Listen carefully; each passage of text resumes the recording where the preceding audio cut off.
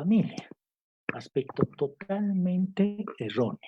Y esto lo podemos ver a través de la famosa audiencia en materia de proceso de divorcio, de la famosa audiencia de ratificación.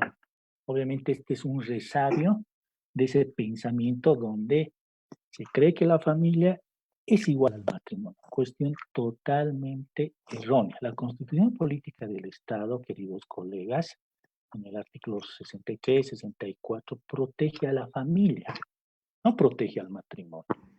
Lo que sí menciona que reconoce el matrimonio, reconoce a la unión libre, pero protege la familia. Entonces el Código de las Familias, con esa famosa audiencia de ratificación para el divorcio, no está acorde a lo que establece la Constitución Política del Estado. Y obviamente esto es un error cometido obviamente por los que han participado de alguna forma en la elaboración del Código de las Familias y del proceso familiar. Otro gran error es el establecido con relación a la guarda.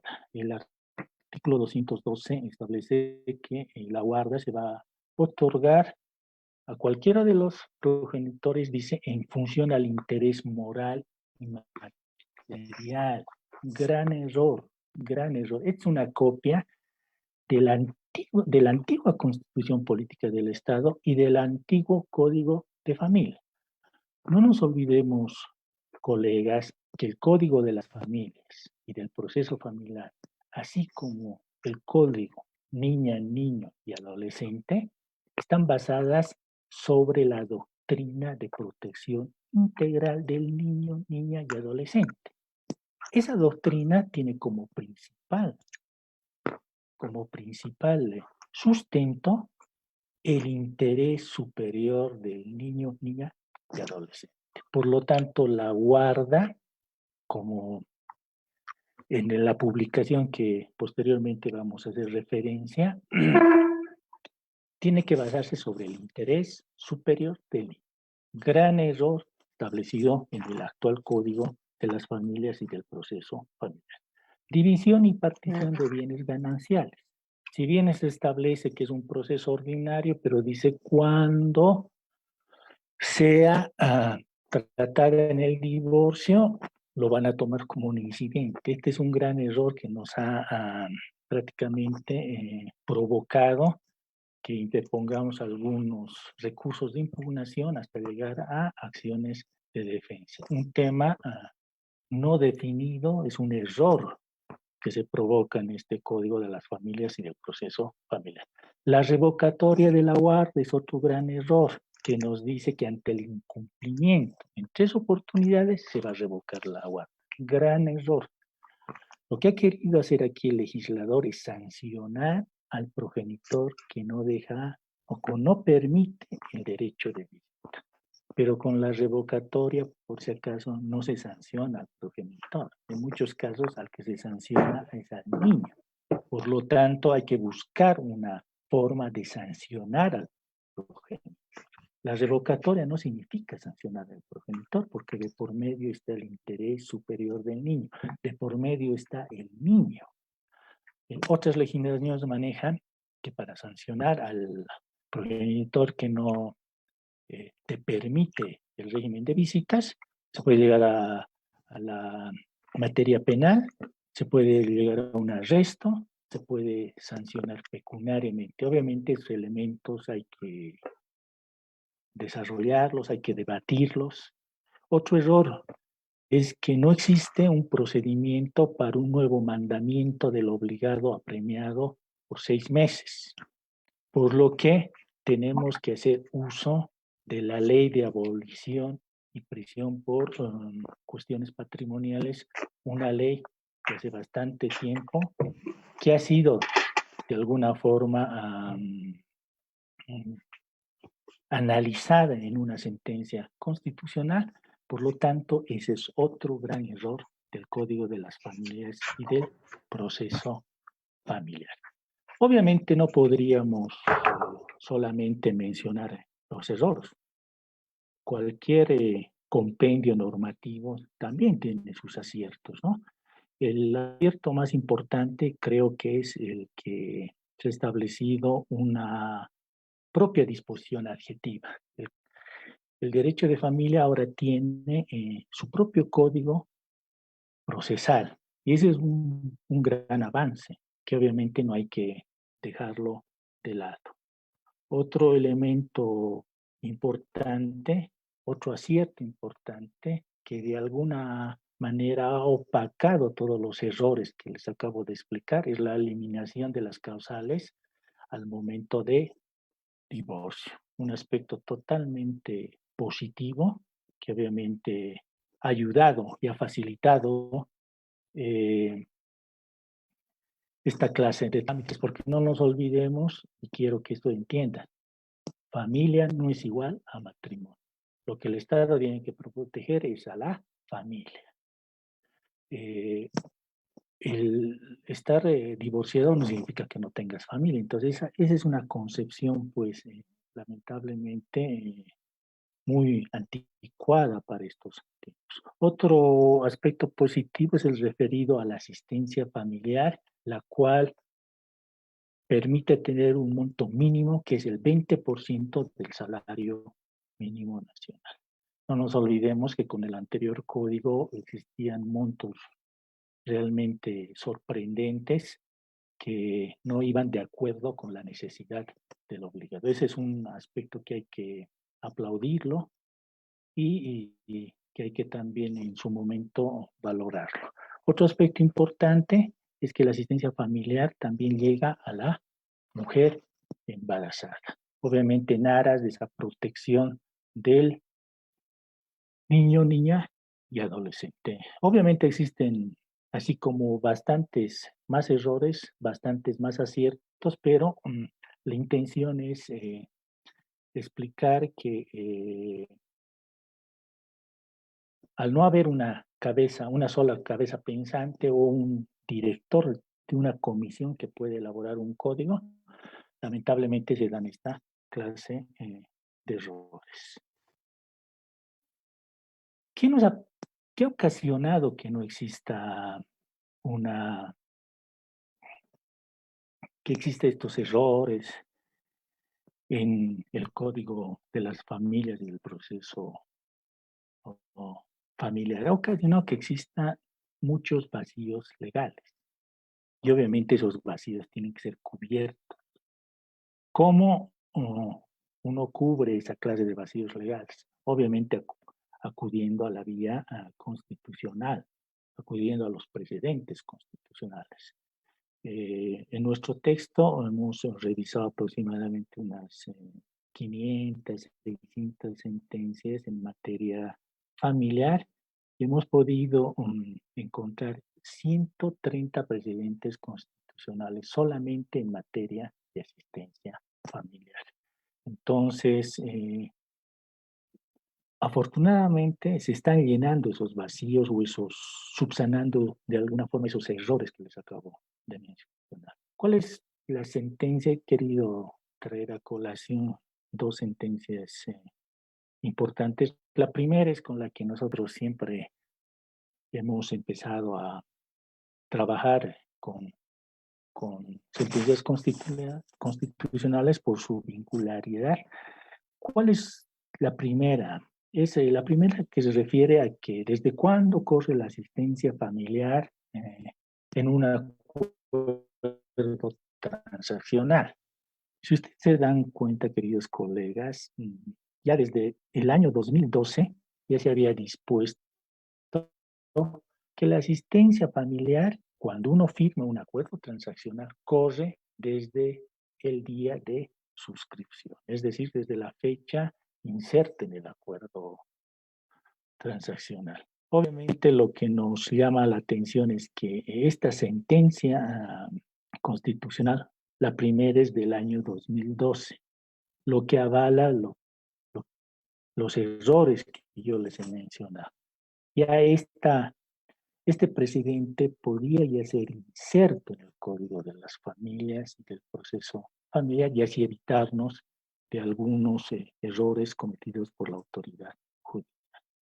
Y lo último precedente que hemos podido observar que ha emitido el Tribunal Constitucional es el referido a que la notificación en Secretaría Juzgado de la aprobación de la planilla y expedición del mandamiento de apremo es válida. No nos olvidemos que antes de esta sentencia uno tenía que notificar en domicilio procesal primero la liquidación. Una vez que se notifique la liquidación, teníamos que notificar en domicilio procesal la aprobación, generalmente con la conminatoria de pago. Y también en algunos casos tenían que notificarse hasta la expedición del mandamiento de apremo en domicilio procesal. Con esta sentencia nos dice que solamente es necesaria la notificación en domicilio procesal de la liquidación, porque nos dice que si el obligado ya sabe que están desarrollando o ya se ha iniciado el proceso de liquidación, obviamente se supone que sabe que van a aprobar la planilla, si no observa que van a emitir el mandamiento de apremio si es que no cancela la suma devengada, ¿no? Otro tema que es importante desarrollar es ver por qué la asistencia familiar es importante. Obviamente, ya les he mencionado, todos los institutos de derecho de familia, niñez y adolescencia son importantes. Obviamente hay unos relevantes, unos que están por encima, pero en realidad todos son importantes. Los que están por encima desde nuestro punto de vista es la asistencia familiar en materia de niñez y adolescencia es la guarda. ¿Por qué? Porque toma o toca un tema tan sensible como es el cuidado del niño, aunque algunos colegas también creen que la división y partición es un tema muy importante, obviamente por cuestiones patrimoniales. Nosotros creemos que no, porque tanto la asistencia como la guarda eh, toman en cuenta el interés superior del niño. Para nosotros eso es mucho más importante. ¿Por qué es importante la asistencia familiar?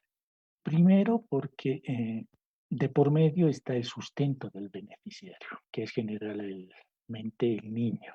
Y obviamente esto va concatenado con su derecho a la vida, derecho a la alimentación, a la vivienda, etcétera.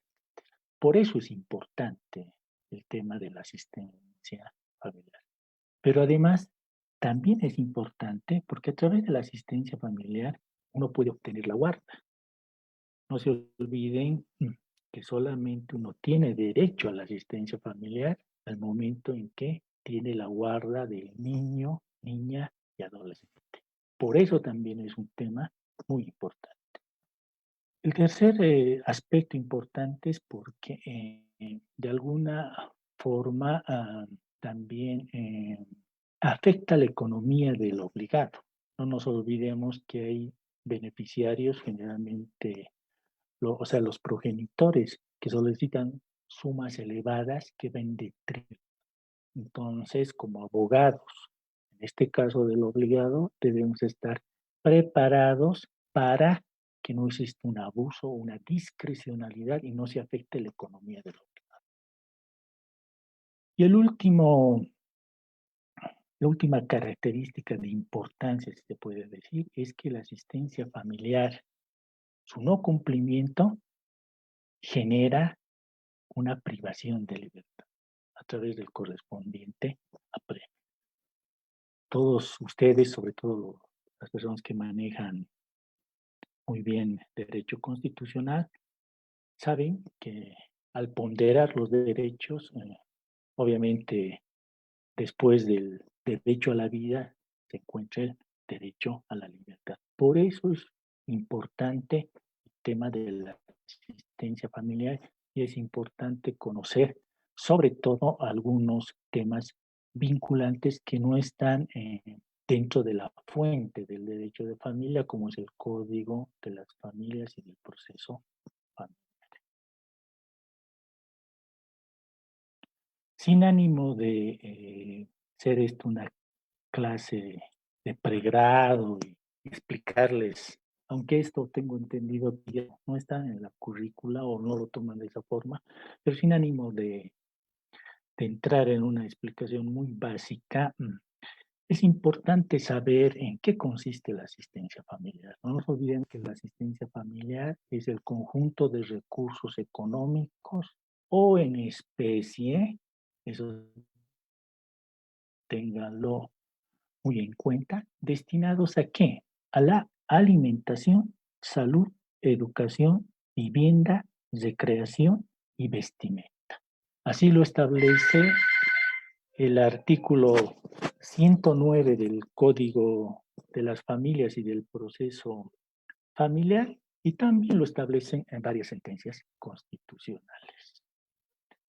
¿Por qué es importante saber de estos componentes de la asistencia familiar? Porque más adelante podemos resolver otros aspectos relacionados como los gastos extraordinarios, por ejemplo, y otra temática como el modo alternativo de suministrar la asistencia familiar. Asimismo, aparte de estos 6 componentes, es bueno referirnos a un séptimo, como es la seguridad social. Este aspecto, si bien no está en el artículo 109 del Código de las Familias y del Proceso Familiar, a través de un precedente constitucional establecido en la sentencia 140-2018, se estableció que la asistencia familiar también incluye la seguridad social. Y esto va casado con lo que lamentablemente el código denomina incorrectamente como es el subsidio familiar, que se da a través de la seguridad social de corto plazo, que no es otra cosa que lo que se denomina los subsidios de las asignaciones familiares, perdón, las asignaciones familiares, que no son otra cosa que el subsidio de lactancia, que el subsidio de natalidad y otro subsidio que en este momento se me fue de la cabeza y les voy a explicar más adelante. Entonces, eso es bueno tomar en cuenta porque al tener conocimiento de estos 7 elementos, podemos resolver muchos problemas porque varios beneficiarios solicitan como gastos extraordinarios uno de estos elementos, es decir, elementos que ya están dentro de la asistencia familiar. Lo que queremos con este punto del cálculo de la asistencia familiar es que ustedes tengan o que ustedes conozcan pautas generales que el juez debería tomar en cuenta al momento de fijar un monto de la asistencia familiar, ya que lamentablemente, como lo mencioné en un principio, hay una discrecionalidad enorme al momento de fijar la asistencia familiar. Lo primero que debemos considerar al respecto es la necesidad del obligado. El cálculo de la asistencia familiar debe considerar la necesidad y la posibilidad de comunicar. En el equilibrio de estas dos es donde se debe fijar el monto de la asistencia familiar. Obviamente es un tema complicado, no es muy fácil de asimilarlo para las autoridades judiciales, ¿no? Pero hay ciertos elementos que nos van a allanar ese camino, esa dificultad de cálculo. Uno de esos es que la necesidad del beneficiario tiene que ser una necesidad básica, no suntuosa, racional, no superflua. Yo no lo digo por mi propio análisis, lo dice la sentencia constitucional 140 2018. Por lo tanto, la necesidad tiene que ser básica, racional, no suntuosa, no superflua, ¿no? Ese es el primer aspecto que hay que tomar en cuenta al momento de poder considerar la necesidad. Otra sentencia que hemos querido mostrarles a ustedes, u otro aspecto que se incluye en una sentencia, es que la necesidad de ninguna forma está relacionada con el estándar de vida. Y así lo dispone la sentencia constitucional 106/2019. El estándar de vida que una persona haya tenido en su vínculo matrimonial o de unión libre no influye para nada en la necesidad del beneficiario. No influye para nada. La misma tiene que ser, obviamente, sobre la base de una necesidad básica y no superflua. Otro aspecto también importante es el referido a la posibilidad económica del obligado. Ya les he dicho que la asistencia familiar se fija sobre el equilibrio entre necesidad y posibilidad económica. ¿Qué es posibilidad económica? No es otra cosa que los medios disponibles, en este caso del obligado, son los ingresos. El artículo 116, lamentablemente, incluye términos que a veces confunden no solamente a la autoridad judicial, sino a la mayoría de los abogados litigantes, al mencionar posibilidad económica y capacidad económica. Posibilidad económica, ya les he explicado, son los medios disponibles, son los ingresos, son los recursos. Capacidad económica es cuando una persona es apto para generar recursos económicos, para generar ingresos económicos. Y eso es lamentablemente el error que cometen muchas autoridades judiciales. El hecho de decir que es abogado, que es médico, ya lo toman como si el obligado tuviese unos ingresos económicos comprobados, cuestión que no tiene relación alguna con lo que es la posibilidad económica. Y eso es algo que hay que considerarlo. Otro tema importante que debemos tomar en cuenta es que la posibilidad económica no todo el mundo puede ejercerla o no todo el mundo puede tener una posibilidad económica. Por ejemplo, la sentencia constitucional 23/2017 establece que los privados de libertad no generan recursos, no pueden tener una posibilidad económica.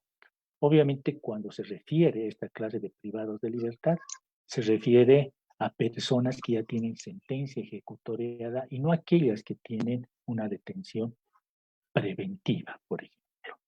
Otro aspecto que hay que tomar en cuenta para el cálculo de la asistencia familiar es que a través de la sentencia, por ejemplo, que no la incluye acá, a través de la sentencia 229/2017, existe una presunción de que ambos progenitores se encuentran en condiciones adecuadas para prestar la asistencia.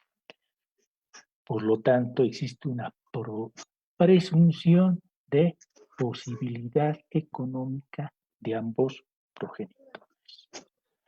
El Código de las Familias y del proceso familiar también nos ha permitido que existe un parámetro mínimo en la fijación de la asistencia familiar. Ustedes ya conocen el 20% del salario mínimo nacional, que actualmente este monto es de 424. Otro aspecto que hay que tomar en cuenta en el cálculo de la asistencia familiar es que la asistencia familiar no tiene que servir como un medio para solicitar sumas elevadas.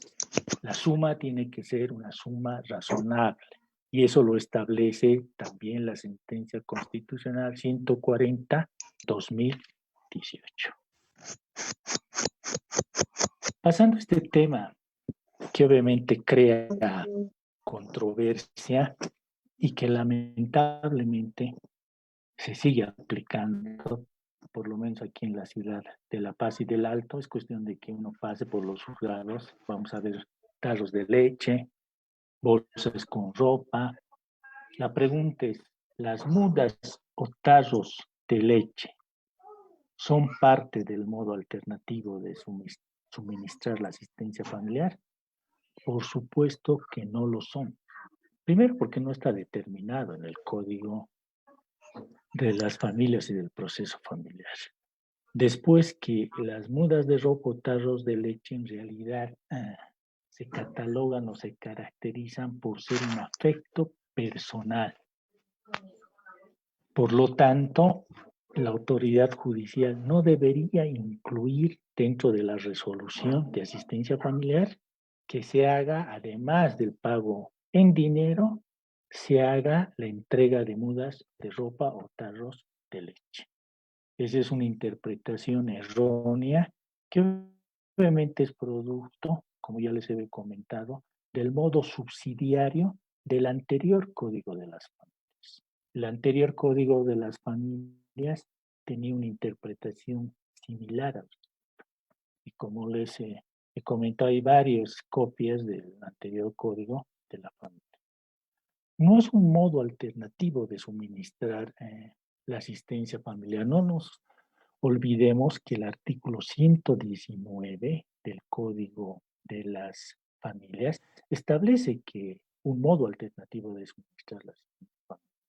Pero para administrar de un modo alternativo se debe cumplir con ciertos condicionamientos. Condiciones que las mudas de ropa y los tarros de leche nos equiparan, ¿no? Por ejemplo, las condiciones socioculturales y económicas, dice, del obligado. Imagínense, el hecho mismo de ir a comprar un tarro de leche establece que el obligado, de alguna forma, tiene una condición económica adecuada, ¿no? No es que su condición sociocultural no le va a permitir comprar. Por lo tanto, este es un error que sigue existiendo en la jurisdicción. Además, si fuese un modo alternativo de suministrar la asistencia familiar, el mismo artículo 119 establece que debe haber una aceptación del obligado. Generalmente, estas determinaciones que Ah, ya, hace ya. el No, pues estoy grabando un juez curso en mi celular. discrecionalmente, generalmente estas determinaciones que realiza el juez son discrecionales. Nunca pregunta al obligado si él puede proveer mudas de ropa o tarros de leche. Y si el obligado estuviese de acuerdo, ya no sería pues un modo alternativo, sino sería un afecto personal. Otro tema importante que siempre nos realizan las consultas necesarias es sobre el tema de los gastos extraordinarios. El Código de las Familias y del Proceso Familiar solamente en su artículo 118 de una forma general nos establece qué son los gastos extraordinarios. Los gastos extraordinarios surgen de necesidades emergentes, imperativas, ineludibles, imprevisibles, indeterminados. No son gastos secundarios. Los gastos extraordinarios no tienen periodicidad, entre algunas de sus características. No se puede generalizar a los gastos extraordinarios. Ya les he mencionado, no tienen periodicidad como la asistencia familiar. En un año puede haber 2 gastos extraordinarios, o en 10 años no puede haber ninguno.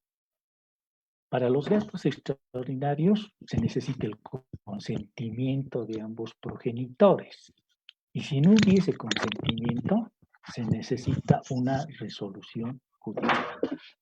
Los gastos extraordinarios, al momento de ser aprobados y conminados en su pago, obviamente toman en cuenta que cada progenitor se tiene que hacer cargo del 50%.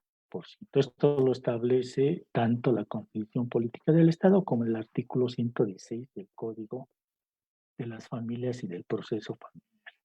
Los gastos extraordinarios no tienen apremio, de ahí la dificultad en su cobro.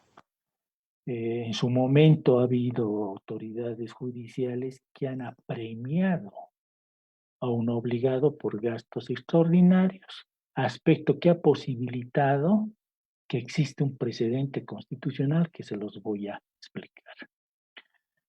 Es difícil el tema de los gastos extraordinarios porque cada caso necesita un análisis particular. El monto o la forma tiene características especiales, porque lo que para mí puede ser un gasto extraordinario, para muchas personas puede ser un gasto ordinario. Entonces, eso tendrá que ver el juez, tendrán que ver los abogados, tanto del obligado como del beneficiario. ¿Cuáles son los gastos extraordinarios más conocidos?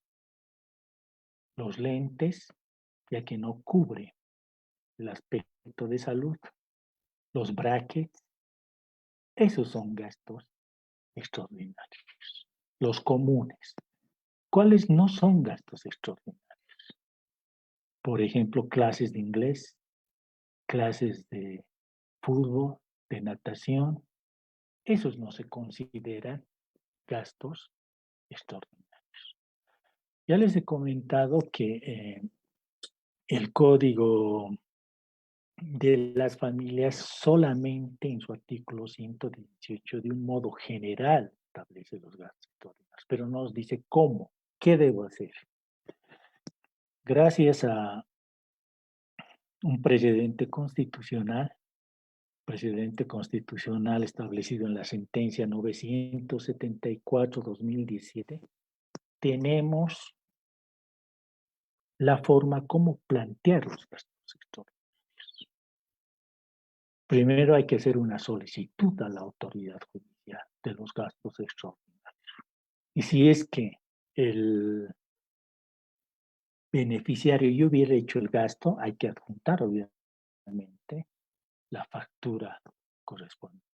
¿Qué va a hacer el juez en materia familiar? Va a proceder al traslado, es decir, hacer conocer al obligado sobre este monto de dinero. Si el obligado acepta el pago de estos gastos extraordinarios, obviamente el proceso terminó. Pero generalmente, cuando no aceptan, ¿qué tiene que hacer el juez en materia de familiar? Tiene que aprobar o rechazar con un auto interlocutorio los gastos extraordinarios. Al aprobar, ¿qué hará? Verá, pues, si la solicitud se enmarca dentro de un gasto extraordinario, si tiene esa cualidad.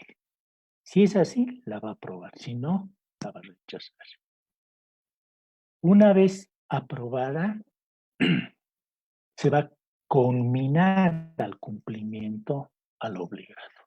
Y bueno, generalmente se llega hasta este punto porque ya les he explicado que los gastos extraordinarios no ameritan una premia. Por lo tanto, es de difícil cobro, si se puede decir.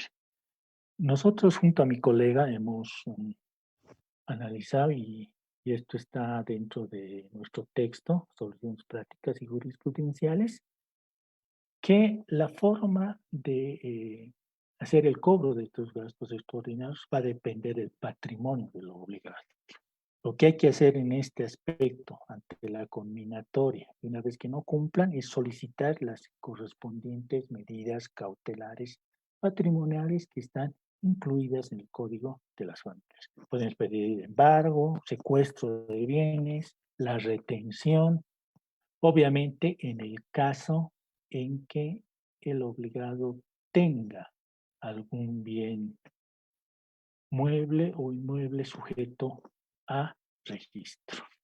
No es muy común la utilización de este procedimiento. Nosotros estamos prácticamente a la puerta de interponer una acción de amparo constitucional, porque prácticamente uno de los más conocidos autoridades judiciales aquí en La Paz, ante una solicitud de aprobación de gastos extraordinarios, lo único que ha hecho es conminar directamente al obligado. ¿A través de qué? De una simple providencia. Ni siquiera se ha tomado la molestia de analizar si esta solicitud tiene esa cualidad de gasto de seguro. Por lo que yo creo que esta herramienta les va a ser muy útil en la profesión, queridos colegas. Otro aspecto igual con el cual la anterior semana hemos debatido con bastantes colegas es el referido a el ajuste de la asistencia familiar de acuerdo al 20% del salario mínimo nacional. Obviamente hemos obtenido algunas respuestas que no condicen con lo establecido en el código, en el sentido de que no, ¿para qué van a perder el tiempo en el reajuste? Es mejor realizar una demanda de aumento de asistencia familiar. Y cuando digo aumento, por si acaso, el aumento está establecido en el Código de las Familias, no se maneja incremento, el término es aumento, porque así lo establece el Código. Entonces, los colegas nos decían, ¿cómo van a perder el tiempo en un reajuste? Además, es todo un problema, no se da curso. Mejor hagan un aumento de asistencia familiar. Hay una gran diferencia, colegas. Yo les puedo asegurar con el ejemplo que les voy a mencionar, no es buena estrategia. Y esto quiero que entiendan de sobremanera, queridos colegas, porque esto del reajuste va a dejar de ser utilizado de aquí, espero, a un año. Porque, entre paréntesis, se supone que todos los montos de asistencia familiar tendrían que tener el monto mínimo del salario mínimo nacional. Por lo tanto, lo que les voy a desarrollar el próximo año espero que ya no se utilice, porque tendríamos que tener asistencias familiares que no sean mínimas a 424. El reajuste de la asistencia familiar de acuerdo al 20% del salario mínimo nacional ya está establecido a través de un instructivo emitido por el Tribunal Supremo de Justicia el año 2015, que establece en resumen que sean las autoridades las cuales de oficio realicen tal nivelación, si se puede decir. Entonces, perdón, por favor.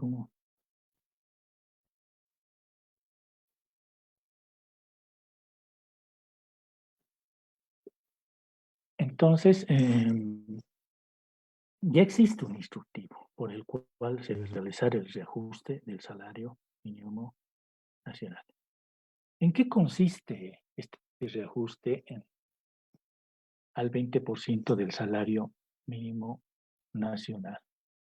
Que no es lo mismo que el reajuste automático que establecido en el Código de las Familias, por si acaso.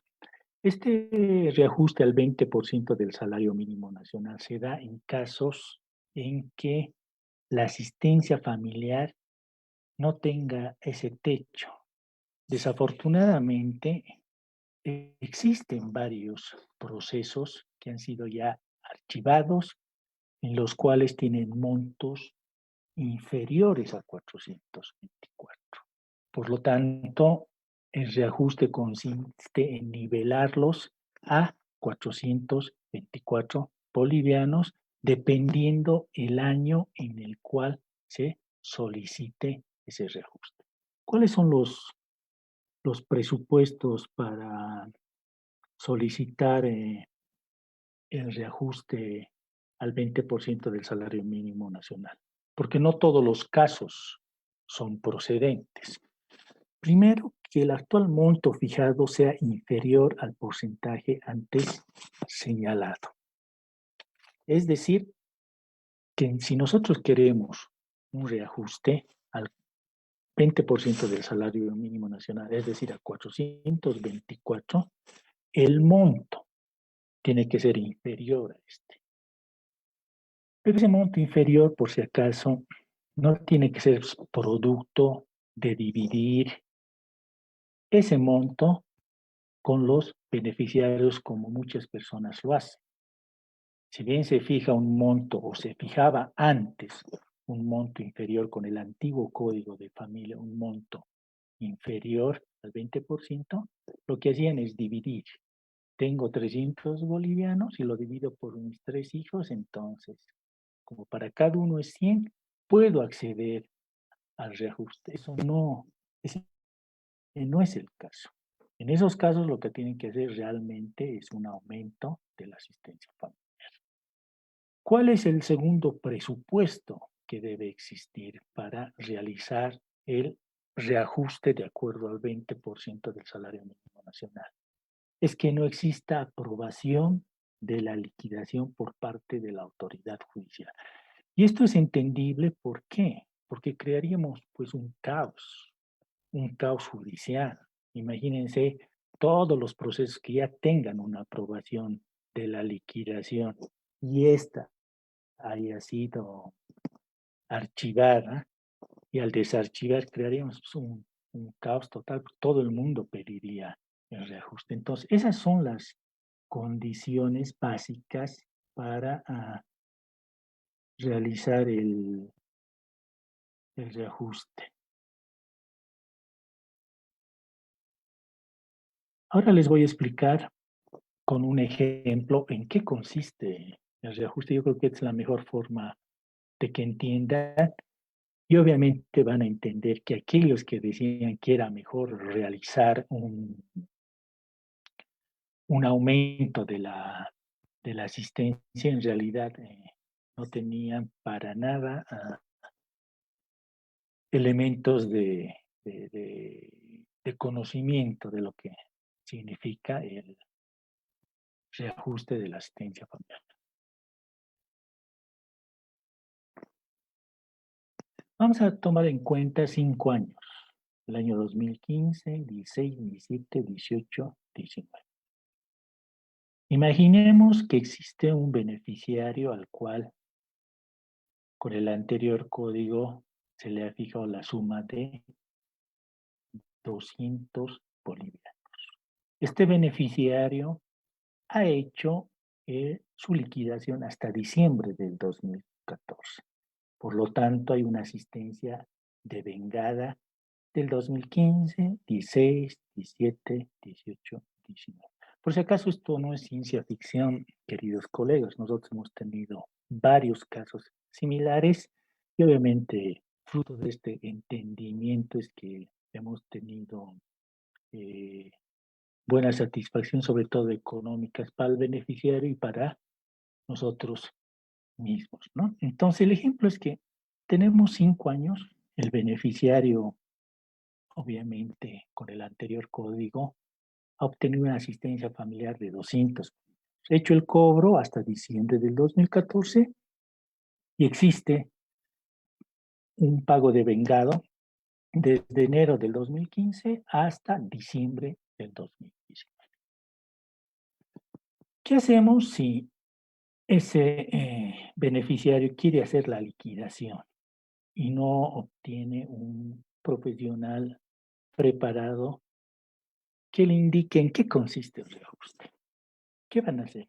Se va a calcular los 200 bolivianos por cada uno de los 12 meses de estos 5 años, haciendo un total de 12.000 bolivianos de los 5 años.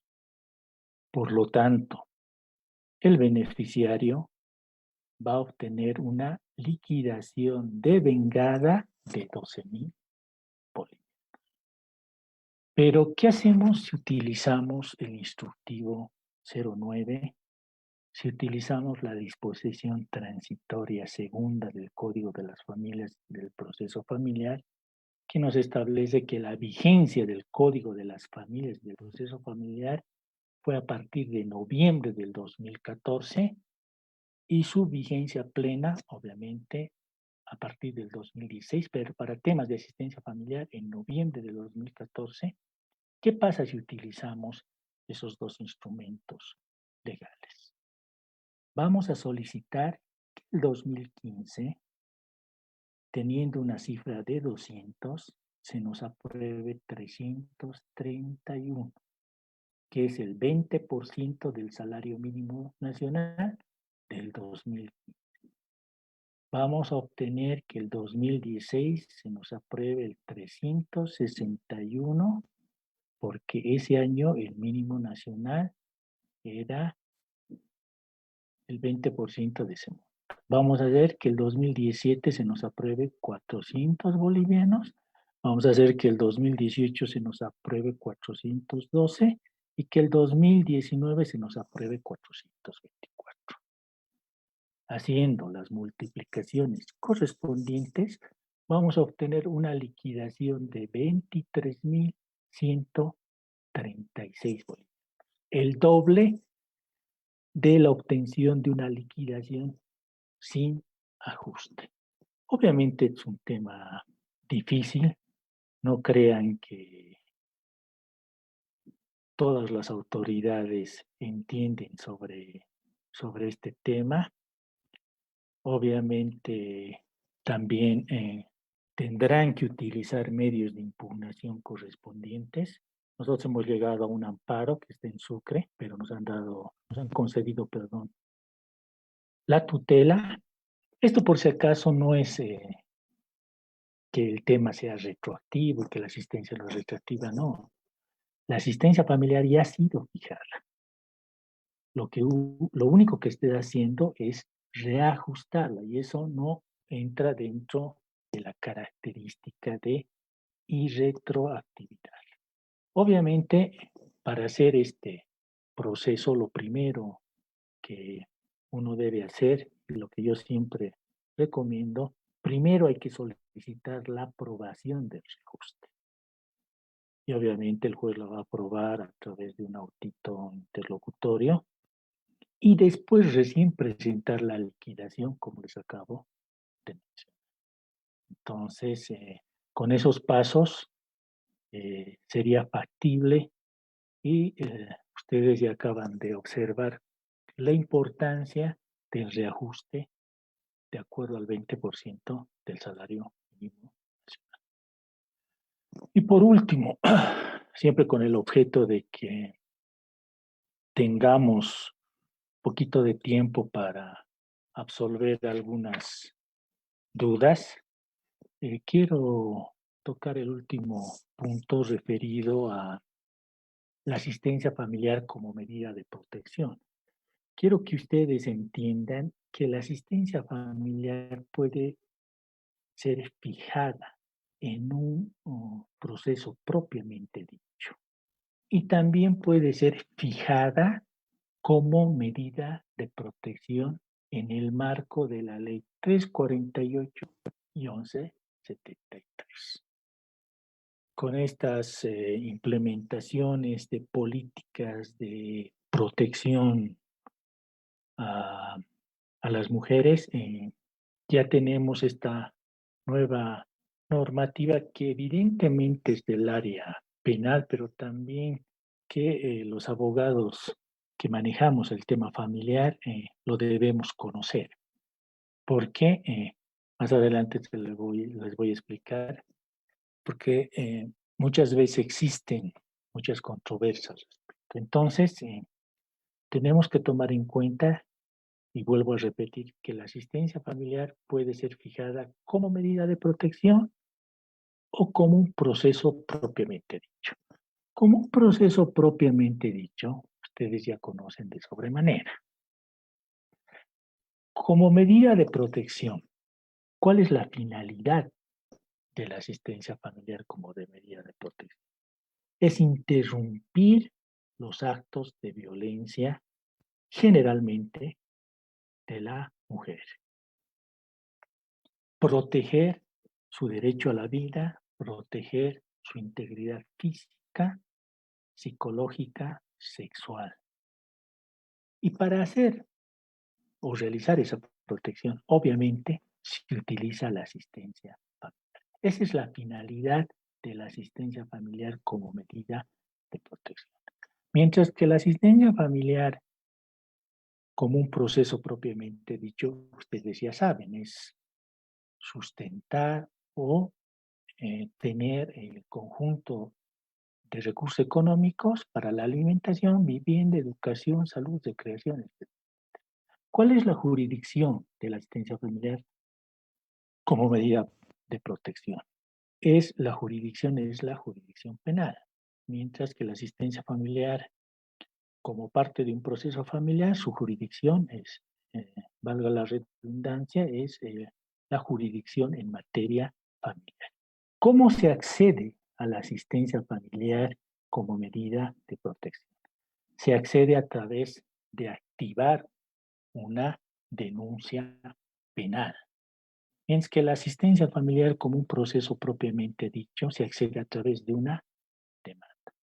¿Cuáles son las consecuencias de la asistencia familiar como medida de protección? Obviamente, cuando no se cumple una asistencia familiar como medida de protección establecida dentro del marco de la Ley 348 y 1173, la consecuencia es que exista una detención preventiva de 3 a 6 días. Así lo establece los códigos de la 1173, el 389 y para adelante. Mientras que las consecuencias en un proceso propiamente dicho de asistencia familiar, ustedes conocen, ¿no? Es el APRE. ¿Cuáles son los parámetros que debería utilizar el juez público en materia de violencia hacia las mujeres? Porque no nos olvidemos que con la promulgación de la ley 1173, el único que puede imponer una medida de protección, de asistencia familiar y de guarda es el juez, ya sea un juez de instrucción en materia de violencias a las mujeres, también juez de sentencia en otra clase de delitos, pero nosotros generalmente nos referimos a juez de instrucción en materia de violencias a la mujer. Por lo tanto, ¿qué parámetros podría utilizar un juez de instrucción en materia de violencias a las mujeres cuando él desconoce de la materia? El único parámetro que nosotros hemos podido analizar es el parámetro del techo mínimo, es decir, el 20% del salario mínimo nacional.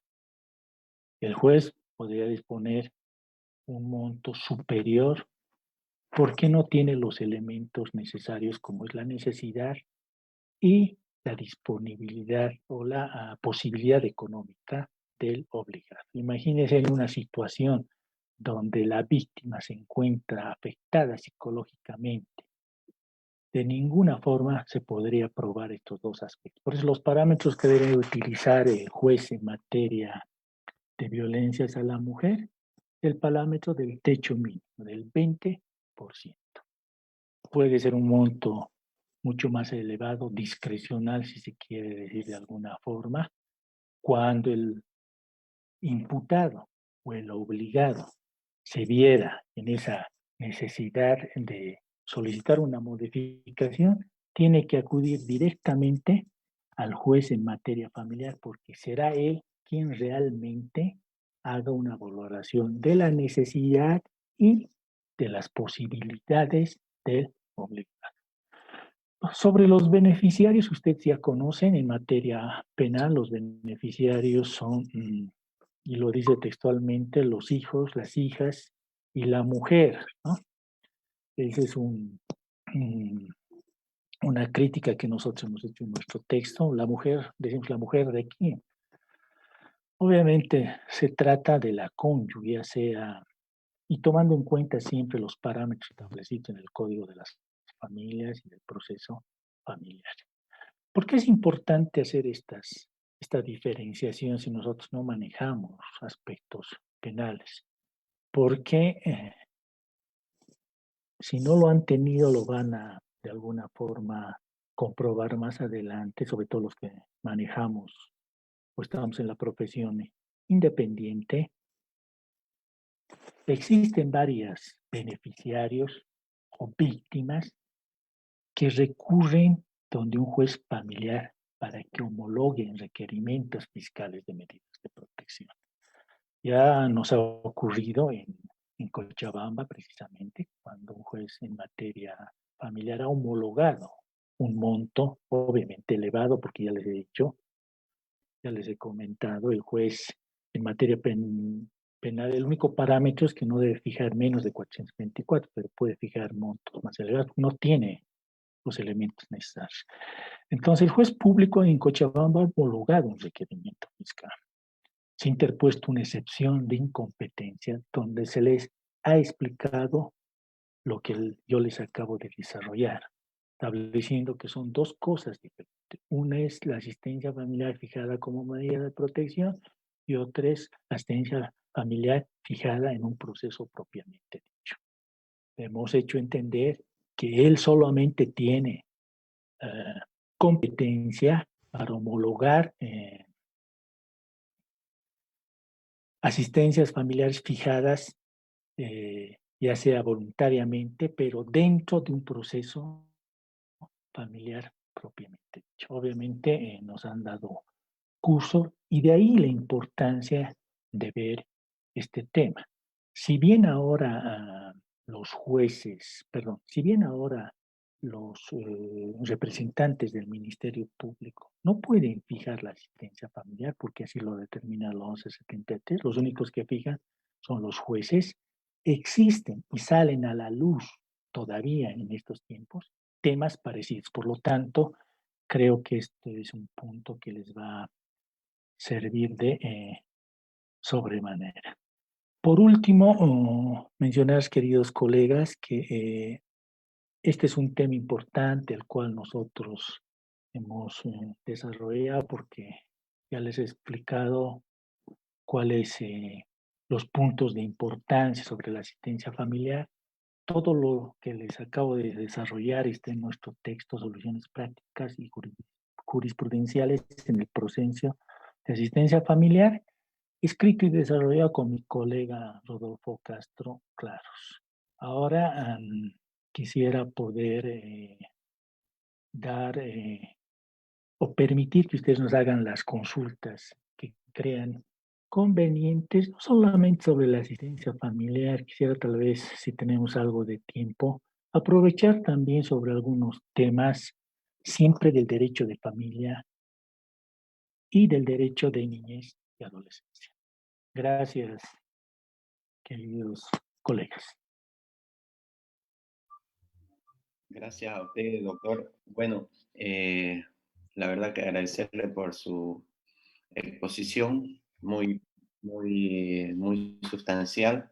Bueno, para ir con el tema de las preguntas, acá en el chat tenemos, por ejemplo, el doctor Eric León dice, pregunta 1, según la sentencia 506-2016, S3, indica la figura de la prescripción de la asistencia familiar por no cobrar con pertinencia. ¿Cuáles son los parámetros para solicitar la prescripción de la asistencia familiar y si esta opera con o sin solicitud de liquidación?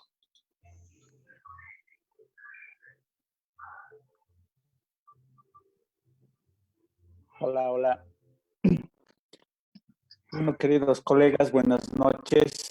Mi nombre es Rodolfo Castro Claros. Agradecer en principio al doctor Andrade y al doctor Jimmy Montaño por habernos hecho partícipes de poder participar en este grupo de Gaceta Jurídica. Y a continuación voy a absorber todas las preguntas conjuntamente mi colega en base a todos los casos y la vivencia jurídica que ambos hemos podido atravesar en diferentes departamentos, provincias, y es por ese motivo que precisamente se ha escrito el texto que les acaba de mencionar mi colega, el cual se denomina o titula Soluciones Prácticas y Jurisprudenciales en el Proceso de Asistencia Familiar.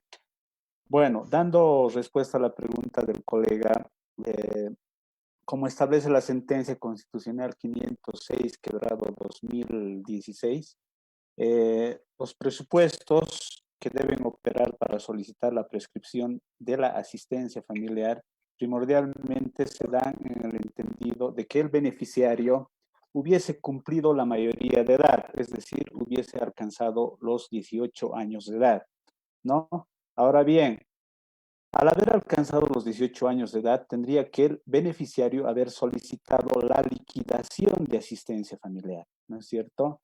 Una vez solicitada la liquidación de asistencia familiar, y si él mismo no hubiese hecho efectivo esa liquidación de asistencia familiar en el transcurso de los 5 años siguientes, entonces el obligado tiene la potestad de poder demandar la prescripción de la asistencia familiar.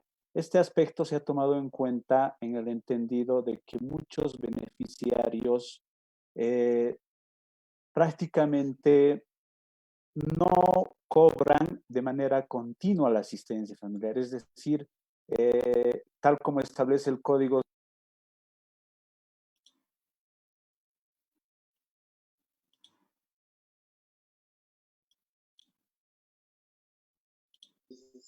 Doctor, su audio está desactivado, Rodolfo. Hola, hola. Ahora sí. Bueno, como iba diciendo, no sé en qué parte se me cortó. La asistencia familiar no puede quedar paralizada en el tiempo. Es decir, se presume que la asistencia familiar es para cubrir las necesidades básicas del beneficiario. En ese entendido, si una persona no realiza el cobro de la asistencia familiar durante 5 años a partir de que ha realizado la liquidación, se presume por un lado que este beneficiario no lo necesitaría. Y al mismo tiempo se aplica lo establecido en el Código Civil, el cual se refiere a la prescripción también de la asistencia familiar. De ahí que deviene que la asistencia familiar prescribe plazo de 5 años, aclarando al colega que una vez se haya realizado la liquidación de asistencia familiar, considerando también que no puede ser la negligencia de la progenitora el impago de esta asistencia. Es decir, imaginemos que la progenitora no haya efectivizado a partir de los 18 años el cobro de la asistencia familiar. Pues esta negligencia de la progenitora no puede afectar al beneficiario, tomando en cuenta además también que la asistencia, conforme lo establece la nueva ley 603, se extiende hasta cumplido los 25 años. Bien, doctor, le voy a habilitar primero al colega, al doctor Jorge Levy.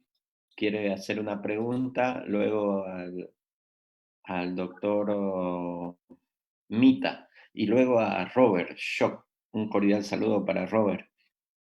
¿Está habilitado, doctor Levy?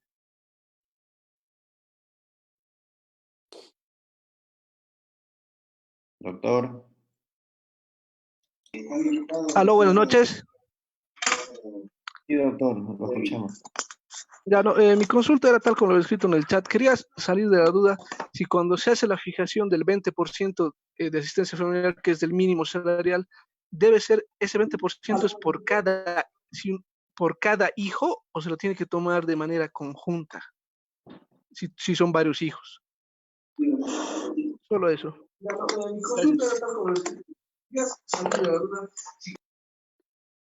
Lo escuchamos, doctor Rodolfo. No. A partir de la promulgación de la ley 603 y considerando que el anterior Código de Familia, aplicable conjuntamente con la ley de abreviación procesal, no se establecía un monto fijo para el pago de la asistencia familiar. Es decir, no existía un mínimo ni un máximo para el pago de asistencia familiar, y se consideraban dos parámetros muy importantes que mi colega mencionó en su exposición: la capacidad, la necesidad económica del beneficiario y la capacidad del obligado. En ese entonces se fijaban asistencias familiares inclusive hasta de 50 a 100 bolivianos. Es por eso que uno de los primordiales o el principio, la finalidad de haber promulgado esta ley 603 Código de las Familias es no vulnerar el interés superior de los niños y de cierta manera tratar de buscar un parámetro o un monto adecuado que vaya en beneficio del interés superior de los niños. En ese entendido, se ha establecido que la asistencia familiar no puede ser menor al 20% del salario mínimo nacional. Actualmente equivale a 424 bolivianos, ¿cierto? En ese entendido, ¿qué es lo que sucede en la práctica? ¿No? La realidad que yo he podido vivir en el departamento de La Paz, en el departamento del Alto, en el departamento de Sucre y en el departamento de Santa Cruz. ¿Qué es lo que sucede? En el departamento de La Paz, los 15 juzgados de familia que existen, públicos de familia, no actúan con uniformidad, es decir, no aplican la norma con uniformidad. Cada uno toma su determinación de manera aplicando su propio criterio, ¿no? Perjudicando obviamente en este caso a muchos obligados como también a muchos beneficiarios. ¿Por qué digo que no actúan con uniformidad?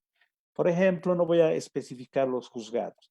En algunos juzgados, generalmente del departamento de la ciudad del Alto, sucede que las autoridades administradoras de justicia, en este caso los jueces públicos de familia, interpretan al artículo del 20% aplicando o dictaminando que el 20% se debe aplicar o se debe incrementar al 20% la asistencia familiar por cada hijo. Es decir, supongamos que un progenitor tiene 5 hijos. En el Alto, ¿qué hacen los administradores de justicia?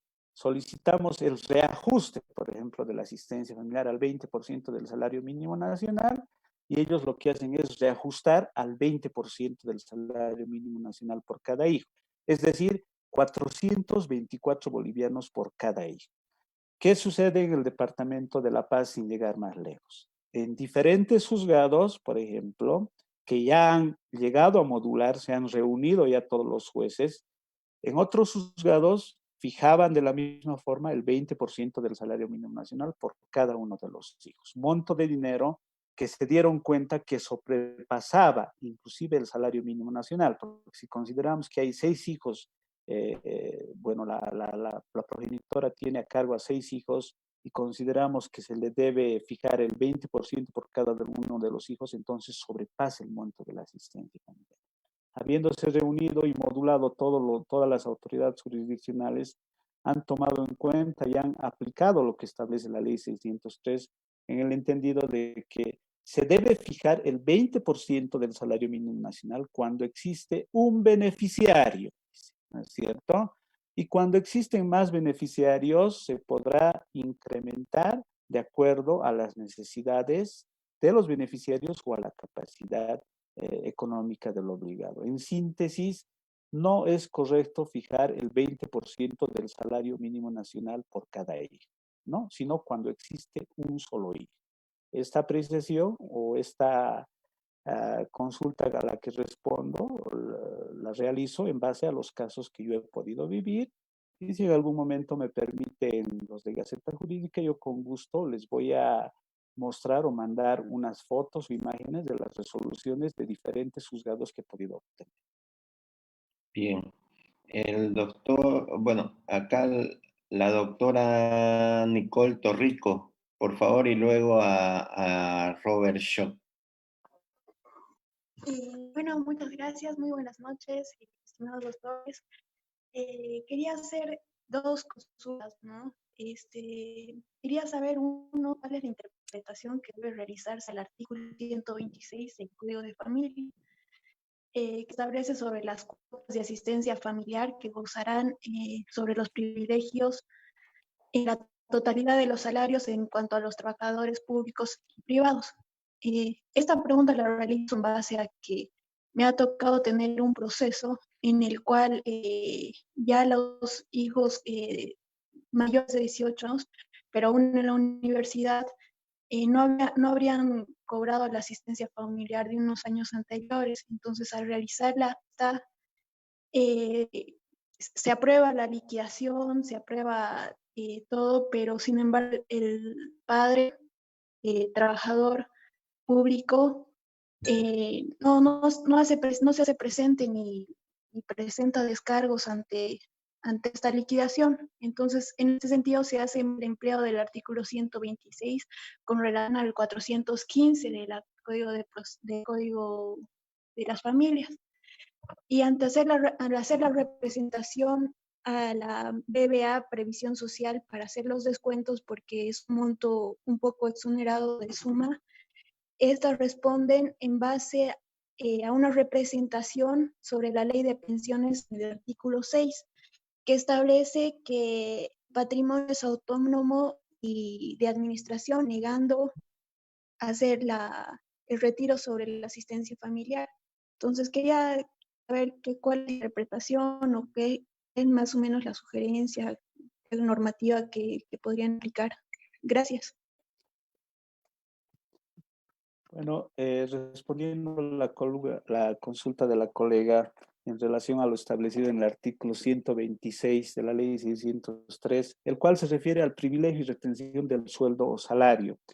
Debemos considerar que el Código de las Familias, en su artículo 127 y 415, parágrafo tercero, establecen como un modo de coerción para poder ejecutar y cobrar la asistencia familiar. Se ha establecido que se puede ordenar el apremio del obligado siempre y cuando se cumplan los presupuestos de ejecución de la asistencia familiar, el cual se hace referencia a la liquidación, a la aprobación de orden de pago y consecuentemente al mandamiento de apremio.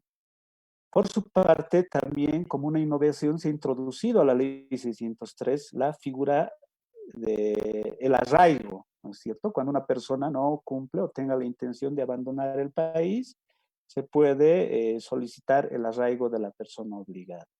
¿Por qué se ha solicitado, por ejemplo, el arraigo? Haciendo un preámbulo, una introducción para llegar a la pregunta de la colega. Por el mismo hecho de que en nuestra jurisdicción, por el supuesto hecho de poder evitar la indefensión o vulnerar el debido proceso en favor del obligado, los mismos o las autoridades jurisdiccionales ordenan que inclusive cuando llegamos al mandamiento de apremio, se deba proceder con la notificación, llegando al extremo de notificar al domicilio real del obligado, incumpliendo o contraviniendo lo establecido en el artículo 314, parágrafo 2 de la ley 603, el cual claramente establece que las notificaciones deben realizarse en domicilio, en secretaría de despacho, y solamente la liquidación debe ser efectuada en el domicilio procesal. Consecuentemente, aparte de una forma de coacción que es el mandamiento de apremio, también se ha implementado otras figuras que han sido extraídas, ¿no es cierto?, para que el obligado pueda cumplir con la asistencia familiar, el cual también se hace referencia al embargo de los bienes y, por otro lado, al artículo 126, que es el privilegio y retención del sueldo salario. ¿Qué es lo que sucede en la práctica? Le voy a también transmitir los casos que yo he podido tener en diferentes circunstancias. Sucede que el obligado trabaja en otro departamento. Supongamos, yo vivo en La Paz y el obligado trabaja en Tarija. El obligado trabaja en una institución pública. Al no poder ejecutar el mandamiento de apremio y al verificar que el demandado no tiene de por medio inscrito en derechos reales, tránsito, hotel o la ASFI cuentas para poder solicitar la retención o el embargo de los bienes del beneficiario con el objetivo de perjudicar o trabar o coaccionar de alguna forma el cumplimiento de la asistencia familiar, entonces lo que procedemos a hacer es solicitar el arraigo y al mismo tiempo solicitar el privilegio de retención del sueldo o salario de la asistencia familiar devengada. ¿No es cierto? Entonces, lo que hacemos es directamente, habiendo cumplido o expresado al juez que no se ha podido ejecutar el mandamiento de apremio, y asimismo que el demandado no cuenta con ningún bien patrimonial el cual pueda ser retenido, entonces solicitamos una orden judicial o un oficio conocido actualmente para que se proceda a la retención del sueldo, del salario, de la liquidación. Pero ¿qué resulta? Que aplicando el Código Procesal Civil establece que las retenciones pueden darse hasta el 40%, ¿no es cierto? Es decir, lo que los jueces quieren evitar es vulnerar los derechos del obligado en el entendido de que este obligado pueda tener otra familia y otras obligaciones que cumplir para con sus hijos. Entonces, seguramente me imagino que la autoridad que le deniega o los obstáculos que se le presentan van en base a que no se puede dañar o vulnerar los derechos del obligado, hablando específicamente de la familia del obligado. Si usted, colega, ve que no se está cumpliendo o no se está aplicando de manera correcta la ley 603, agotando los presupuestos o agotando la subsidiariedad, usted puede aplicar y activar un amparo constitucional. Bien. Robert, le voy a habilitar el audio y luego pasamos a las preguntas escritas que nos han hecho llegar. Gracias, doctor Montaño. Saludos desde Guarayos y gracias a los exponentes. Con relación a un obligado que posterior a la sentencia ha sido privado de su libertad con sentencia ejecutoriada. Creo que aquí van dos en una, querido doctor. Si bien dijo el exponente anterior que ese privado de libertad no generaba, entonces ahí corresponde que pedir una pausa en la obligación hasta obtener la libertad, o si no la hace, seguramente seguirá generando la responsabilidad. Y si al cabo de cumplir su sentencia, la asistencia familiar se pide nuevamente reajuste. Bueno, voy a tratar de explicar siempre, mis explicaciones siempre las realizo de manera dinámica, en base a los casos que yo he tenido. Y si alguien quiere obtener alguna prueba de lo que yo les estoy manifestando, con gusto les voy a invitar a que me escriban a mi página Castro Laguna para que yo les pueda mandar las fotografías.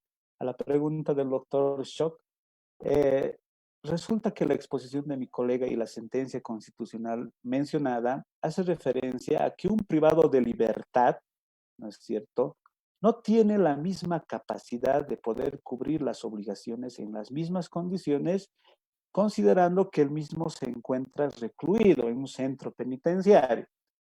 Vamos a poner dos ejemplos. El primer ejemplo resulta que un obligado, ¿no?, al haber cumplido 18 años, es demandado por concepto de asistencia familiar, ¿no? Existe una resolución, una sentencia ejecutoriada, y resulta que el obligado, por cumplir su deber patriótico, ¿no?, se va al cuartel, ¿no? Decide irse al cuartel, cosa que va a provocar que el obligado no pueda recibir ingresos económicos durante ese lapso que aproximadamente dura un año. En otro caso, vamos a plantear que el obligado ha cometido un delito penal, supongamos de asesinato, tiene una sentencia ejecutoriada y se le ha impuesto la sanción de 30 años de cárcel, sin derecho a indulto, ¿no es cierto? Entonces, resulta que el privado de libertad, como va a estar 30 años de cárcel recluido en el penitenciario de San Pedro, no va a poder cumplir con su obligación, ¿no? Entonces, resolviendo el primer caso, si hablamos de que el obligado se encuentra cumpliendo un deber patriótico, nos preguntaremos, ¿cesa la asistencia familiar? por haber ingresado al cuartel, tenemos que demandar la reducción de asistencia familiar, fundamentando que el obligado y demostrando con prueba objetiva que el obligado actualmente se encuentra en el cuartel y que no va a poder generar ingresos. La juez, valorando las pruebas y tomando en cuenta que el obligado se encuentra en el cuartel, va a valorar estas pruebas y va a cesar la asistencia familiar, contraviniendo el interés superior de los niños. No, no es cierto. Entonces, ahí existe una colusión de intereses, se podría decir así, que no se ha modulado. ¿Qué es lo que sucede en la práctica en ese caso? Que muchas veces ya se da. Cuando los obligados deciden ingresar al cuartel, no las autoridades jurisdiccionales, al menos en el Departamento de La Paz, no aceptan la cesación de la asistencia familiar, pese a que el mismo no cuenta con ingresos económicos. Lo que sí se puede aceptar es la reducción de asistencia familiar hasta el salario mínimo nacional, que equivale a 424 bolivianos, porque las autoridades jurisdiccionales consideran que prima el interés superior de los niños. ¿No es cierto? Que los niños no pueden esperar durante un año para que los mismos no puedan alimentarse. En el otro caso, sí es que el obligado ha cometido un delito y le han interpuesto una sentencia constitucional, perdón, una pena privativa de libertad de 30 años de cárcel, correspondería demandar la cesación de la asistencia familiar. ¿Por qué? Porque sería algo absurdo e ilusorio que el beneficiario espere una asistencia familiar que el obligado nunca va a poder cumplir por el simple hecho de que no puede generar recursos económicos, ¿no es cierto? Al mismo tiempo, el obligado no tiene esa capacidad para poder sustentar los beneficios del beneficiario. Entonces, dando respuesta, sí correspondería la cesación de la asistencia familiar en el segundo caso, si es que le han interpuesto una pena de 30 años de cárcel. Asimismo, el beneficiario, tal como establece la ley 603, en sujeción a que no solamente el obligado tiene la obligación de pasar la asistencia familiar, puede transmitir ese derecho, puede solicitar ese derecho a los que corresponden, a los que establece la ley, ¿no es cierto? A los padres, a los tíos, etcétera, etcétera. Bien, el doctor Daniel Mita ya está y concluimos con esas las preguntas para luego dar lectura a las preguntas escritas. Doctor, tengo habilitado el micrófono para usted.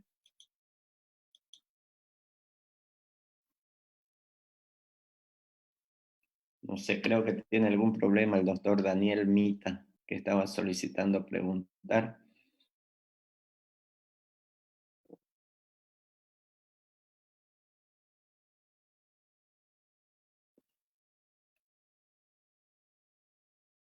Bueno, no tenemos. Aquí hay una pregunta, doctor. Dice, buenas noches. ¿Qué pasa cuando se hace efectivo el mandamiento de apremio por incumplimiento de la asistencia y luego de 6 meses de estar en el penal y obtener la libertad, el obligado tampoco hace efectivo el pago de su obligación? ¿Se puede volver a dar otro mandamiento de apremio y así sucesivamente? Bueno, voy a pasar a mi colega a responder esa pregunta. Doctor Carlos Laguna, por favor. Gracias, queridos colegas. Como les había explicado yo anteriormente, dentro de los errores que tiene el Código de las Familias y del proceso familiar, precisamente está en que se ha hecho o se ha excluido el procedimiento para los casos en que el obligado es apremiado y es obligado a estar 6 meses de apremio, ¿no? Para eso nos vamos a remitir a lo que establece la ley de abolición por deudas patrimoniales y asimismo a un precedente constitucional establecido con referencia al tema. Una vez cumplidos los 6 meses, el obligado sale, obviamente, del centro penitenciario y un segundo mandamiento puede ser emitido, pero no puede ser ejecutado ya que el obligado tiene que estar 6 meses, obviamente, en libertad, por más que no cumpla su obligación, en el sentido de que esos meses le van a dar la posibilidad de generar los recursos económicos pertinentes. Por lo tanto, una vez que salga de haber sido recluido por 6 meses, estará en libertad otros 6 meses, por más que se haya emitido un nuevo mandamiento de apremio. Cumplidos esos 6 meses en libertad, obviamente se hará recién ejecución de otro mandamiento de apremio. Obviamente ese es un procedimiento que está establecido en la ley de prisión por deudas patrimoniales, así como una sentencia constitucional. Bien. La doctora Wendy González tiene una pregunta, doctor. Está habilitado el audio, doctora, y lo escucha los expositores.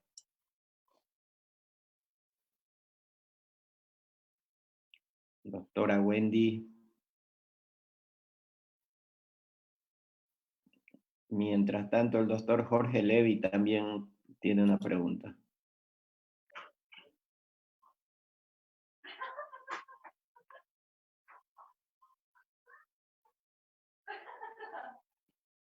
Bueno, parece que no están al tanto de la...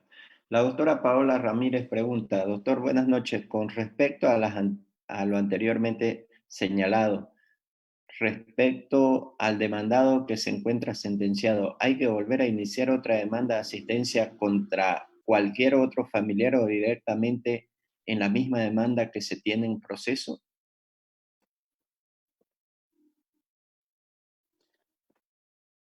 Bueno, dando respuesta a la consulta de la colega, como se había manifestado, existen varios factores por el que se puede manifestar que el obligado se encuentra privado de libertad. Es decir, uno puede estar privado de libertad momentáneamente, uno puede estar privado de libertad durante un largo tiempo. Como había manifestado, si es que un obligado hubiese cometido un delito y obtenido una sentencia condenatoria de 30 años de edad, obviamente correspondería activar la asistencia familiar y demandar o iniciar un nuevo proceso de asistencia familiar, sacando como antecedente que el obligado se encuentra privado de libertad, para que me entienda mejor. No olvidemos que no podemos presentar una nueva demanda dentro de un mismo proceso donde el obligado, es decir, el progenitor, ¿no? No puede cumplir la asistencia familiar. Desde mi punto de vista, lo que yo activaría o la forma en la que yo operaría es la siguiente, ¿no es cierto? En primer lugar, haría conocer a la autoridad jurisdiccional donde se ha fijado una asistencia familiar que el obligado se encuentra privado de libertad y al mismo tiempo, mediante un oficio, solicitaría al juez cautelar una copia legalizada de la determinación donde se le ha dictado la sentencia de 30 años. En ese entendido, posiblemente podría iniciar una nueva demanda, ¿no es cierto?, solicitando a la juez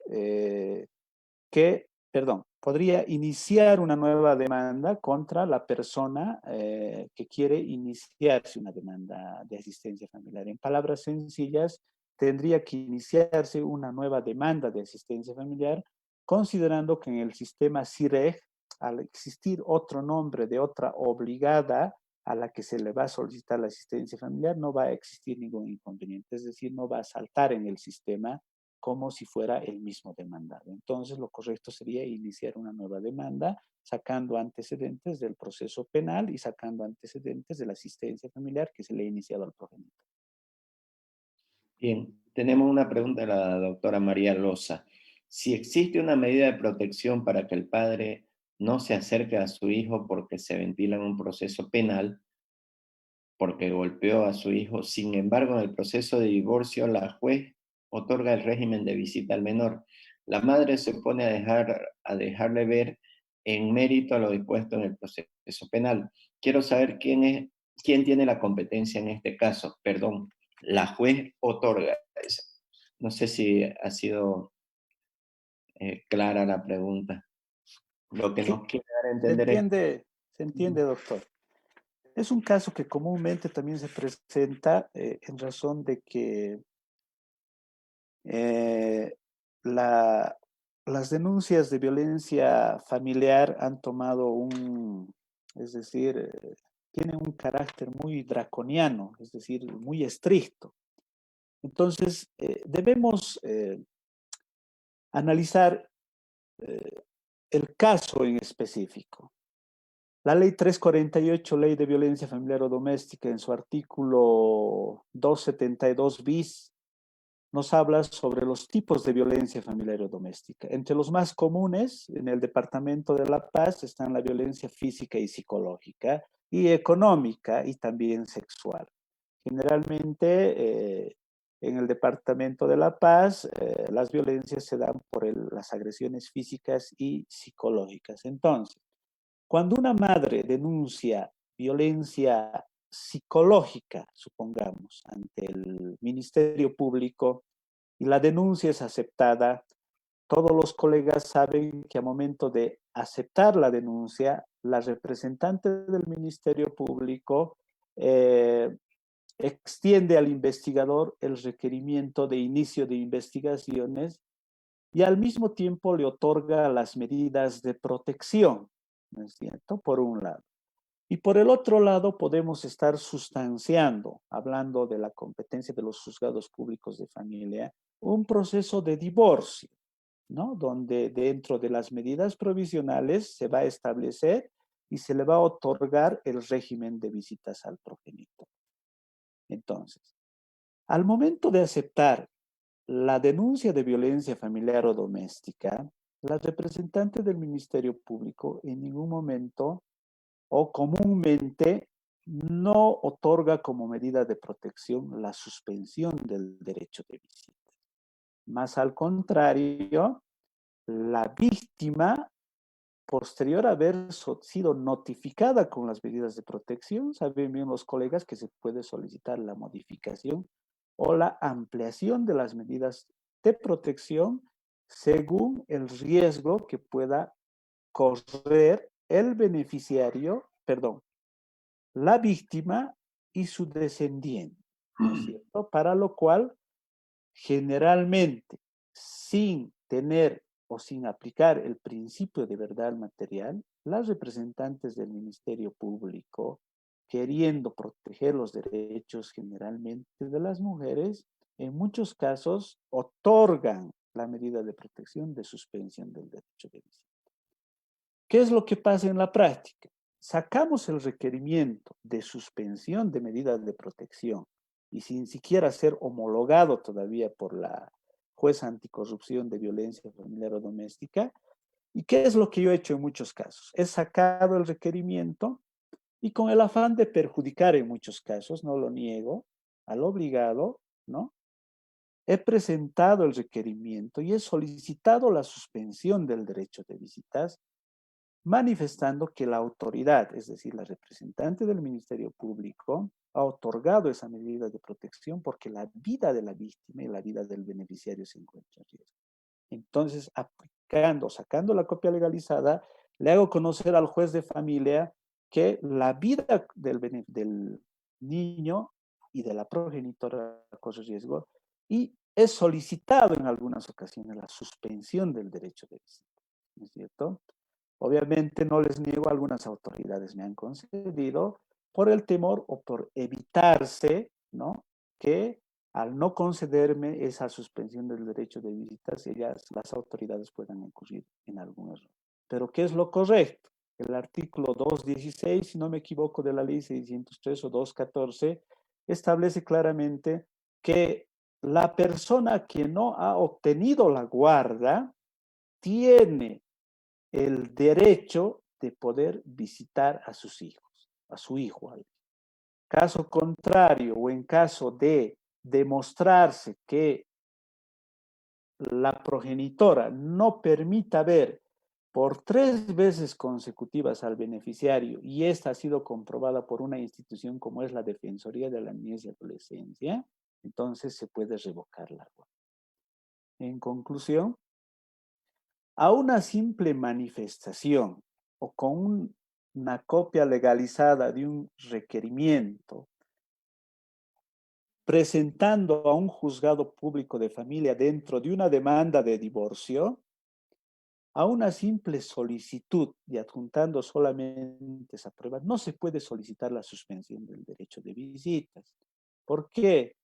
Porque no se ha demostrado de manera objetiva, es decir, no existe ninguna valoración biopsicosocial, biológica, psicológica, social, realizada en La Paz, por ejemplo, por el CDGES, o una valoración psicológica realizada por una defensoría de la niñez, que establezca que ese menor corra el riesgo de ser maltratado o agredido físicamente. En palabras concretas, a simple petición, la autoridad jurisdiccional no puede acceder y no puede dar curso a la suspensión del derecho de visitas. Caso contrario, muchas madres o muchas mujeres, ¿no?, estarían solicitando las suspensiones de las visitas como usualmente viene ocurriendo, ¿no? Actualmente todos los colegas saben que un conflicto muy grande es el no cumplimiento del derecho de visitas.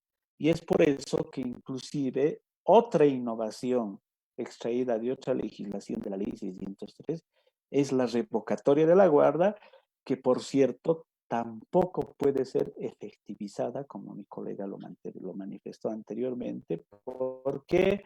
Porque por la negligencia de la madre, muchos no cumplen con las visitas supervisadas.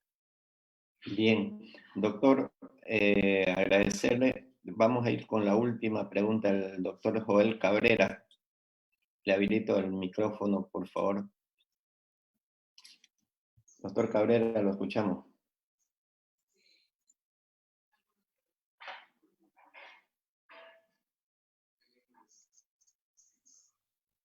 Doctor Joel Cabrera. Bien, mientras se conecta para a tiempo de... Doctor Cabrera, lo escuchamos.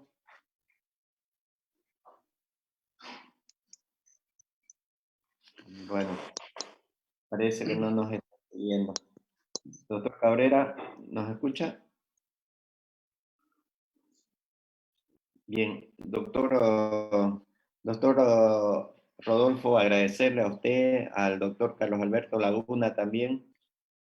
Particularmente no es mi área, pero ha sido muy, muy grato poder escuchar e ilustrarme a partir de sus exposiciones que han sido muy, muy claras, muy didácticas. El doctor Joel nos indica que está mala la señal, creo que él está en la localidad de Valle Grande, si no estoy mal. Si no estoy equivocado, es un juez destacado acá en la ciudad de Santa Cruz. Doctores, quisiera, a nombre de todos los que hemos participado, agradecerles y no sin antes nos puedan hacer una indicación de dónde podemos adquirir su material, que me ha parecido muy, muy oportuno, y la forma como podemos adquirir su producción, para mí que me ha llamado mucho la atención y que imagino que también los colegas tendrán un interés de adquirir de la obra que han producido ustedes. Y hacerle extensiva de que podamos seguir conversando. Pero bueno, doctor, a usted, al doctor Andrade también, porque él es uno de los impulsores de esta iniciativa de poder aprovechar el tiempo de una forma útil en esta pandemia. Sí, doctor Jimmy Montaño, mi colega Carlos Laguna y mi persona, muy agradecidos con el doctor Andrade y su persona, doctor Jimmy Montaño, por habernos dirigido la invitación para poder hacer conocer eh, a los colegas litigantes toda nuestra experiencia vivida en en el Instituto de Materia o en la especialidad de Materia de Familia. Quiero también manifestarles que este libro que hemos escrito, que es la segunda edición ya, el que ha mostrado en la parte final de sus diapositivas mi colega, denominada Soluciones Prácticas y Jurisprudenciales en el Proceso de Asistencia Familiar, ha sido realizado minuciosamente, no por invento de los que le habla en este momento, sino ha sido escrito este libro por la experiencia que hemos obtenido día a día de muchos casos. Y es por eso que de manera transparente yo no tengo ningún conflicto, ningún inconveniente de poder facilitar, obviamente cuando pase todo este conflicto de la cuarentena y demás, los invito a que ingresen a mi página Castro Laguna para que me puedan realizar sus preguntas. Yo con gusto puedo absolver las mismas. Asimismo, consideren que la investigación que ha realizado mi colega Carlos Laguna en base a la jurisprudencia ha sido extraída en razón de que muchas autoridades jurisdiccionales no sacan a la luz estas sentencias constitucionales. Y si lo hacen cuando a ellos les parece. Entonces hemos tratado de transparentar, es decir, apoyar, coadyuvar a todos los colegas a que ellos puedan hacer uso de este texto y poder absolver y solucionar sus problemas. El segundo texto que va a salir a la venta una vez concluya la cuarentena es Soluciones Prácticas a temas de guarda, derecho de visita, que también se encuentran introducidos casos específicos que hemos tenido y que hemos logrado solucionar, llegando hasta las últimas instancias, como son el amparo constitucional y la acción de la libertad. Le hago esta especificación o esta aclaración en el entendido de que en Facebook Live he visto a un colega, por ejemplo, que manifiesta que, perdón que me pase, ¿no? Que la circular 009 quebrada 2015 no tiene esas características, pero sin embargo no pregunta, ¿no? Reiterando que todo lo que está en el texto son casos que nosotros hemos vivido particularmente y que hemos resuelto, ¿no? Con todo esa manifestaciones que he realizado. El libro pueden adquirirlo, bueno, los pocos que quedan en realidad, en el Departamento de La Paz o en cualquier otro departamento, en los puestos de venta de libros y de periódicos, o pueden ingresar a nuestra página Castro Laguna, o también pueden comunicarse a los teléfonos de referencia 7721-7021, y con gusto nosotros les podemos hacer llegar el material, obviamente, una vez que pase la cuarentena. Y si quieren adquirir el otro texto que es Soluciones Prácticas al Proceso de Guarda, también estará a la venta una vez se solucione el problema. Doctor Jimmy Montaño y doctor Andrade, muchas gracias nuevamente por la invitación. Bueno, hola, doctor Jimmy Montaño. Para terminar, doctor, agradecerle por la exposición que ha dado tanto el doctor Carlos Alberto Laguna y su persona Rodolfo Castro, claro. También indicarle que me ha llegado mucho mensaje a mi WhatsApp en particular, indicándome que no puedo ingresar para ver la exposición de ustedes y otros colegas que han ingresado, solicitándome que yo le pida a ustedes que si nos puede en el grupo Gaceta de Derecho WhatsApp, nos puede indicar dónde pueden ellos adquirir su material tanto en familia como guarda que ha indicado. Dicho esto, despedirme, doctor, y antes agradecerle a usted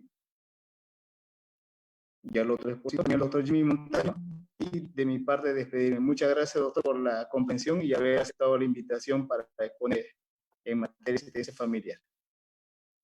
Bien, doctor, agradecido con usted, doctor. Bueno, y yo creo que ya nos tocaría, doctor Andrade, hacer un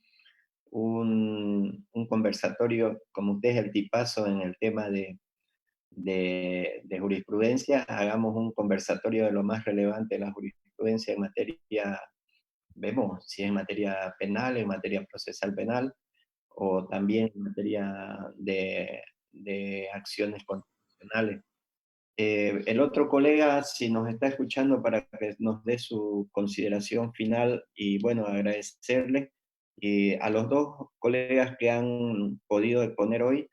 Cuando consideren, aún sigo yo siendo parte del directorio del Colegio de Abogados podríamos facilitarle al Colegio de Abogados de Santa Cruz para que puedan hacer la presentación de su libro y a través nuestro todos los colegas puedan acceder a ese material que se va a publicar pasada la cuarentena. Sin más, agradecido con todos ustedes, doctor Andrade, a los expositores, el doctor Castro, agradecido también al doctor Laguna, y no es más, muchas gracias por todo. Muchas gracias a todos, que pasen la noche.